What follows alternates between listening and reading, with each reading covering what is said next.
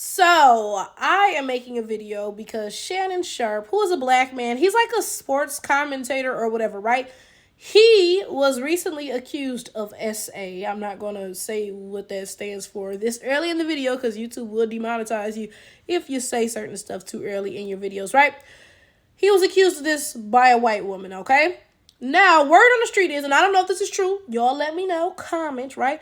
Word on the street is Shannon Sharpe was recently offered, or maybe he was considering signing something like that, right? A $100 million like podcast deal or something. And then this white woman comes out of nowhere and accuses him of SA and sues him for $50 million. So it does seem kind of like, could seem a little shady, right? But anyway, I want to read some of the text messages that Shannon Sharpe himself or his, whoever speaks on his behalf, right, released to show his innocence. Because you all, when I tell y'all, come on now.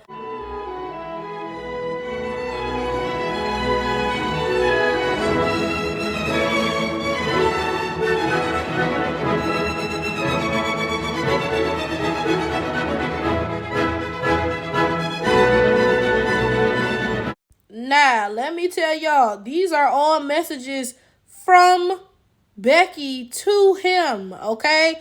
Because one of these messages gonna have you like, huh? It's gonna be a couple that's gonna have you like, huh? But it's gonna be one message that's gonna be like, this would have been more acceptable coming from him to her, but her to him, that's just dastardly, right? Like, oh my goodness. But anyway, so the first text message she sent him says, only if you put that baby gravy in me, then I can do whatever I want to me. That was sent on November 23rd, 2023, okay? Now, the next message, just the one that had me concerned, very concerned, says, I want to put my tongue in your asshole and then marry you. Child, we gonna get into that in a second, because, what? I was like, when I read this, I was like, oh, that must have been from him to her. No, that was from her to him, y'all. I'm very, very disturbed, but let me just keep going, okay? So then she says, that's my daddy. Fuck, I want you to put a big black baby in me. Now, this also has me concerned. I ain't gonna hold y'all. It has me less concerned than putting your tongue in a nigga's ass. But let me just keep reading, okay? Now, another text she sent says, you better crave it because you're going to be stuck with it for life after you put a big black baby in me. Again, big black baby. What's up with this, right? Now, anyway, these were just the texts that were shared in the statement that Shannon Sharpe and his team released, right? So let's get into this. First of all, if you are a woman eating a man's ass, oh my God, what can I say to that? I'll pray for you. I will pray for you because what? Clearly the devil has a hold of your spirit. There is no way. Now, if you're a man eating a man's ass, okay. If you're a woman eating a woman's ass, okay. If you're a man eating a woman's ass, okay. But a woman eating a man's ass, I can't tell you why it's wrong, but it's wrong. Oh, it is wrong. I'm sorry, but that's just, no, that's too much. I hope no man ever asks that from me. That would be so unfortunate to meet a man like him, fall in love, and then he asks you to eat his ass. Because now we can never talk again. What the hell? What the fuck possesses you as a woman to text a man? To text a man that you want to put your tongue in his asshole? What the fuck is wrong with you? I'm sorry, but this is just, you know what? No, let me move on. I'll get back to this. I will get back to this.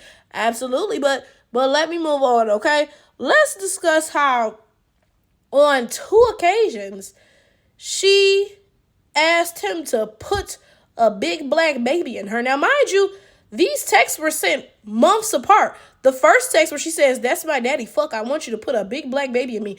That was sent on January 12th, 2024.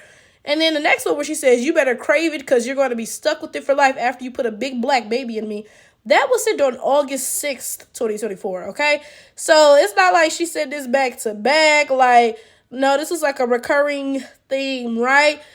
And y'all, this is what I be talking about, interracial relationships. And of course, y'all finna come to the comments. What My interracial relationship is great. Great, awesome, good for you, right? But this is what I be talking about when I say it be some weird shit going on in these interracial relationships. Because this is weird. This is weird. Why not just say, oh, put a baby in me or whatever? Like, why you say a big black baby? First of all, non-black women cannot have black children. So the baby would be a big biracial baby. Let's get that out the way, right? But then it's just like, yo, like this is weird, right? And I've spoken about this before, right? Because the masculinization of blackness affects black women and black men very differently. Of course, it is true that blackness is masculinized, right? The blacker you are, the more masculine you are perceived to be. Now, some of you all are going to be mad about what I'm about to say, but it's true, right? Realistically, dark-skinned people are blacker than light-skinned people, okay? And that is why dark skin is masculinized and light skin is not. So when you see people saying things like, oh, light-skinned niggas are so feminine and this and that and so and so and so, you know, they'll crack jokes, oh, light-skinned niggas versus dark-skinned niggas, so and so and so. That's playing into that masculinization of blackness, right?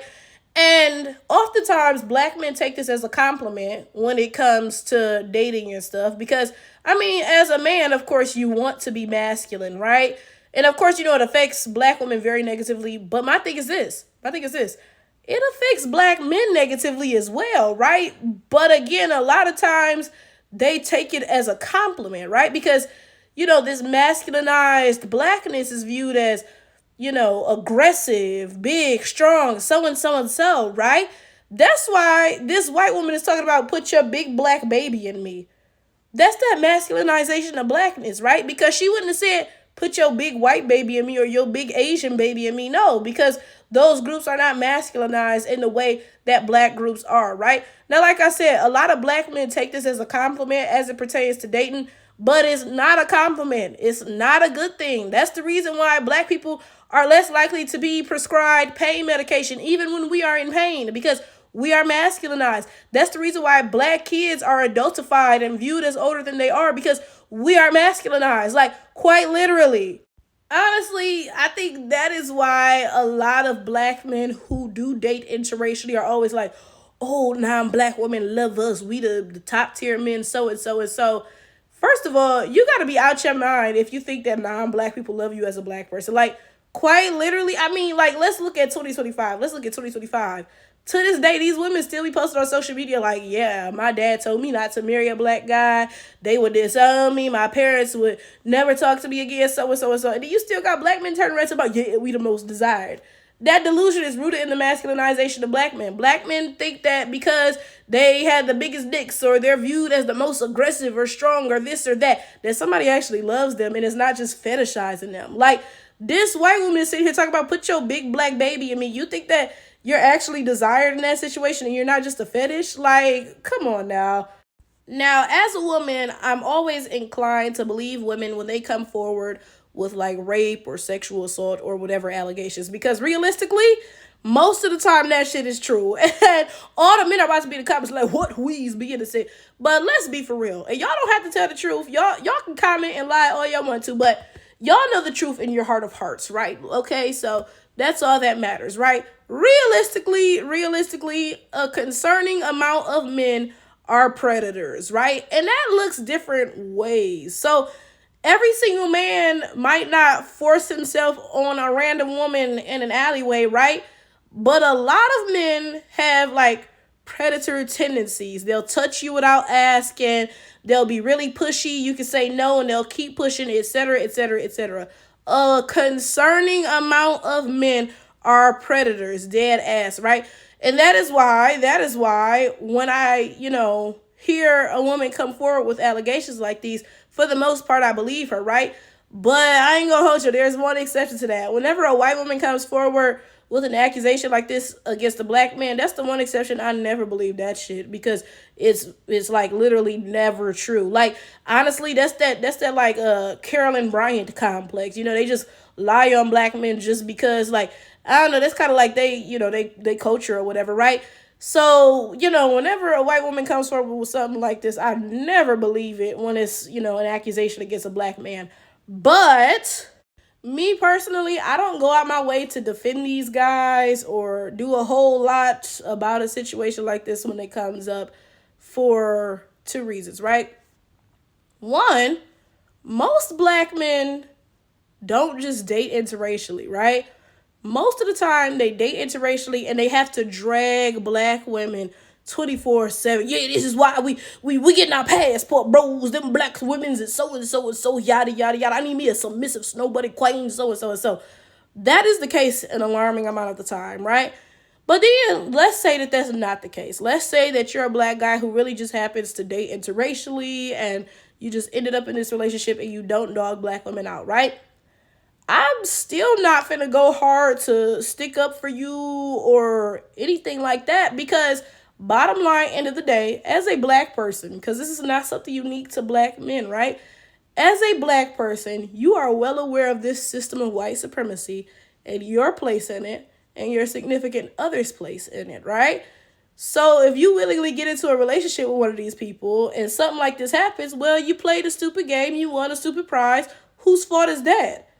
Now, like I said, that's not just about black men. That's about black people, period. Because I already know, oh my God, y'all finna be the comments. Flower top with a gender divide. The black man is at the bottom of the society. The alcohol and keys. So. Shut up, my goodness gracious God, right? For example, y'all remember that black woman years ago? She went to some Airbnb with a bunch of white people talking about football wives or whatever, right? She was the only black person in this whole house full of white people. And she mysteriously ended up dead. And somehow, magically, nobody knew anything, right? Like, right? And this is my thing. Same thing applies to her, right? You are well aware of this system of white supremacy. And you thought it was in your best interest to go into the middle of nowhere on some retreat with all white people. That's what you thought. And you thought that was going to end well for you. She played a stupid game, and unfortunately, she won a stupid prize, right? So like I said, this is not unique to black men. It's not. It just happens to be that the conversation is about black men dating interracially right now. Whenever these white women, these non-black women accuse y'all of some shit, I really can't bring myself to give that many fucks, because you knew the risk of dating interracially, and you were okay with that. So, shit, deal with it.